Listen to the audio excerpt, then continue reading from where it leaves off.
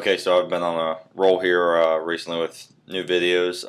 After I posted my last video, Free Will, Omniscience, and Foreknowledge, I thought of some more kind of contradictions or interesting questions, so I decided to make another video. And before I get into it, let me say at first, I probably should have said this in my last two videos, but I'm only kind of posing these questions, playing the devil's advocate. It is possible that some of these questions are just not able to be understood by us, but I tend not to believe that. I mean, that we'll never completely understand everything, but I tend to believe that we can have a pretty good grasp of God's general essence and of existence.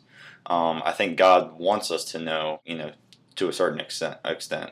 So anyways, that said, these questions are for predeterminists or determinists, and or also anyone who believes in free will but also believes that God has eternal foreknowledge. So he has always known everything to the end of time, from the beginning to the end.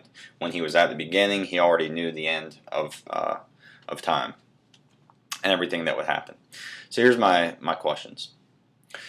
If God is eternal, then at what point in eternity did he create the universe? Clearly, it is impossible to answer this temporally. But it begs the question, if God's omniscience includes eternal foreknowledge, that is to say that God always knew everything he would ever do before he did it, then why would he even want to carry through with anything having already known its outcome? And what would be the point of his own existence to himself? Wouldn't he become bored of knowing everything he would always do in advance? I would submit that if God has free will, and he does in his omnipotence and total sovereignty, and he does not have foreknowledge of everything he himself will do, or perhaps even of the total outcomes of everything he creates. And to kind of illustrate this, if God has free will, then he himself can decide to do anything differently than what may have already been predetermined or predestined. And just as a side note, I mentioned in one of my recent videos, God's omniscience does not necessitate total foreknowledge, since God is rationality and total foreknowledge is irrational in a free will system.